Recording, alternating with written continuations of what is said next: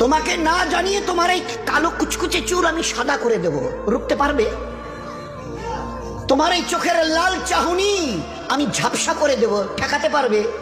তোমার এই লোহার মতো মজবুত দাঁত 32টা 16 একটা একটা করে ট্রান্সফার করিয়ে দেব, তোমার কাছে কোনো পারমিশন নেব না, ধরে রাখতে পারবে? এইভাবে আস্তিন গোটানো মাসেল ফোলানো ধরে রাখতে পারবে তো? এরকম করবে না তো? এইভাবে এরকম হবে না? সামনে এসে একটা পান দিচ্ছে, এই হাত, চাচা এই হাতটা নিলেন, এই হাতটা বলেন, আরে বাবা দেখ না চিমটি কাটাতে কিচ্ছু নেই। আসমান থেকে আওয়াজ দিচ্ছে, ও হাত তোমার কথা শুনে আমার, এ হাত তোমার কথা শুনে আমার, আমি এর পাওয়ার শেষ করে নিয়েছি।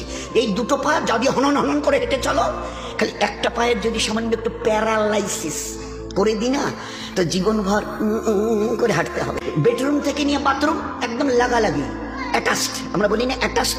তুই বেডরুম থেকে নেমে বাথরুম কত 4-5 হাত, বেডরুমের দেয়াল আর এটাই হচ্ছে বাথরুমের দেয়াল, মাঝখানে একটা দরজা, তো এখান থেকে উঠে ওই ঘরের রুমটাতে পারবে? আছে পাওয়ার?